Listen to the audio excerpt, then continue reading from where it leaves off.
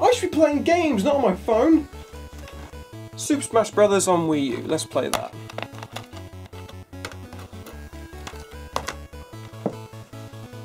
Okay, time to kick some ass. Here we go, play as Link. No, I'm always Link. Toon Link. No, I'm always Toon Link as well. Star Fox. I remember him. He's from that game I used to play a long time ago. Oh, so cold.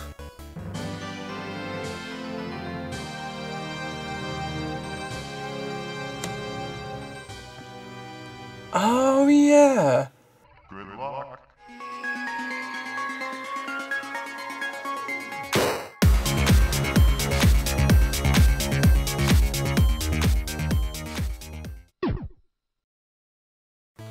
Hello, my name is Rich and welcome to RETROplay, the showcase about retro games, and today I'm taking a look at Star Fox 64, or as we know in Europe, Lylat Wars. Yeah, I know, right? I mean, that's just us crazy Europeans always giving stuff weird names. Like Toad in the Hole and colour spelt with a U. Us crazy Europeans. So apparently, it was called Lylat Wars and not Star Fox 64 to avoid confusion from the company in Germany called Star Fox. Which, if you say it in German, then it sounds like Star Fox. Star Fox? It's because the F is pronounced like a V. I managed to get my hands on a near mint condition of Lylat Wars with the box. I mean, look at it! You don't get artwork like that anymore. I mean, it's great. What's also really awesome about this game is that it came with a rumble pack. I finally got a rumble pack. Since I had my N64 when I was 8 years old. I've never ever had one. And now I have. It's funny to think that making your controller rumble is a standard thing in every controller in modern gaming. However, back in the day, this was awesome.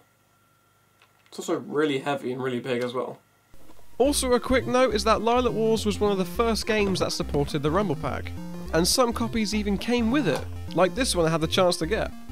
Believe it or not, this game is a reimagining and not a reboot or a sequel to the original game on SNES. However, I can't really talk about Star Fox 64 without talking a bit about Star Fox 2 on the SNES, the unreleased sequel to Star Fox 1. This was going to be an awesome game and it was so close to being released.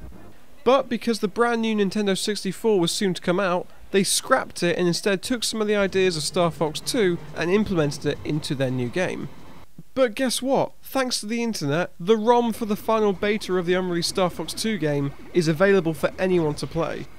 The story is straightforward and the overall game is amazing. You pick your own path to achieve objectives to protect Corneria from the onslaught. For example, missiles, ships, huge frigging war carriers and Andros himself. You also go up against Leon, Pigma and Wolf from Star Wolf, Andros' private guard of fighters. I like the fact that I can choose who to attack next, and also as you destroy bases you trigger events like the battle with the Mirage Dragon. What I also really like about this game is the transformation mode into the land battle. You could be flying 1 second and then, whoa, now you're walking. It's crazy. It becomes really helpful when you break into carriers to take them down, or when you're attacking bases on the planet floors. Even getting to the final boss battle with Andros, you have to do a heavy amount of walking in the 3D built maze. On a Super Nintendo. Why wasn't this released? Star Fox 2 was almost too ahead of its time. I would highly recommend that you give this game a go, because Lylat Wars has taken so many things from the unreleased Star Fox 2, it's insane. Okay, so now you're up to speed, and the year is 1997. A weird game called Lylat Wars came out, but I didn't even know it existed until a friend let me borrow it years later. And when I did, my mind was blown. Nothing would ever be the same again.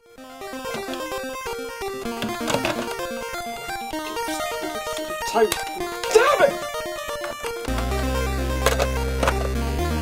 So the game starts out with a mysterious deep voice telling the story about James McCloud being killed by Andros, and about his son Fox McCloud going on a revenge spree to get Andros for what he did to his father. Yeah, a game that looks aimed towards kids by the way it looks and plays is about a fox getting revenge on what can only be described as a sentient being. And they say video games made us violent. Didn't have an effect on me. Damn it! Fuck! Asshole! So if you watch the cutscene, you find out who your crew is. You've got Peppy Hare, Slippy Toad, and Falco Lombardi. What the hell? Slippy Toad? Is that meant to be a pun? Why not just call them Neil Downs or Roger that? Oh god, that's a terrible joke. So, once again Andros is attacking Corneria and you get recruited by the Beatles reject over here. Yeah, General Pepper is based off the Beatles song Sgt. Pepper, outfit and all, British. So you get a brief introduction to your team as you fly down and then that's it, you're on your own. Corneria is probably one of the best introduction levels into a game ever. I mean, you learn the controls from the open free area and easy enemies. You learn that Peppy likes to give advice, and you find out that he will continue to do that throughout the game. He's like the annoying granddad of the game, the one that's like, always eat your beans, Fox. And I was like, god damn it, I was going to do it, but now I don't wanna. He's also a bit of a liar because when he says the famous, "Do a barrel roll," wrong, that is wrong. The move you actually do is called an aileron roll. Ha! I win.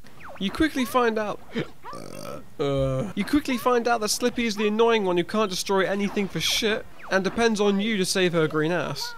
Is it a she or a he? I never could really tell with Slippy. But she is helpful because she is the only one who displays the enemy boss health. Yeah, if she dies, you're basically blind shooting. I mean, I do that anyway, but it's always nice to know. You also learn that Falco is the grumpy one. I mean, what's a game without the unemotional pessimist best friend? I guess I should be thankful. I should have let you die, you piece of sh**. So I think it's only fair to let you guys know that I've played this game a lot, and I've learnt pretty much 80% of the secrets. For example, if you fly through these rock arches, then you get the chance to face against the true boss. Not the really bad boss. If you beat him, then you get the chance to take a different route. Now, this is one of the key things about this game. Okay, unlike Star Fox 2, you can't fly anywhere you want, but the feeling is still the same. The end goal is still the same. Get to Andros and beat him by going through obstacles, but you can take any route you choose. It's all about achieving mini-missions within the levels. That then trigger events or certain bosses which help you lead to new planets. You felt like you were on a space adventure, saving people and planets from the evil clutches of Andros as the hero Fox McCloud. However, depending on what route you take will affect how hard or easy your game is. So for the sake of some sort of story, we will do the easy route first and then I'll show you some alternative levels.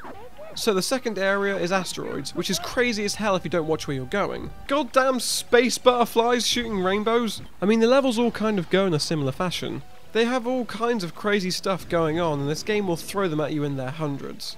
Also to mention, if you have the chance to use the Rumble Pack, it has a huge effect on how you play the game. Even the slightest hit will make your controller go crazy. Just beat my first boss.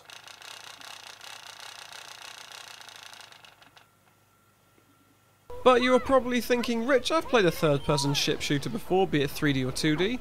What sets this game apart from the others? First, it's the character interactions, like between you and your crew, or sometimes the boss is even Skype chatting you all, "Oh, hi Fox, what you wearing?" I can't believe I lost to this scum! Sorry to jest, but I'm in a hurry. Oh my god, they never shut up. I mean, it's great, but they never shut up. The bosses are also the main attraction of each level. You want to find out who is the next guy I've got to face. Like this level where you have to stop a bomb, but oh wait, here comes Star Wolf and his token gang of Star Fox rip-offs here to stop us. Wait, what? The same guys from Star Fox 2 on SNES? Well, that's another thing they took. Only now they got a fourth guy called Andrew. Leon, Pigma, Star Wolf, and Andrew. Right? It's the pig that betrayed Peppy and my father. Oh, you're going down. But that's the beauty of this game. The boss battles. Like this robot guy who can't seem to compute love or something. One of the ships from Independence Day. Or the lava monster who can't handle the heat. See, I made a joke. What's also to mention is you get to drive different vehicles. They knew kids would get bored, so they added in land missions. You get to drive a tank. A frigging awesome tank that can fly for short bursts of time. That can do rolls and all kinds of crazy shit. In this level, it's you, the tank, versus a train. A fucking train! I mean, you can't write this shit. I should know I did, but you really can't write this.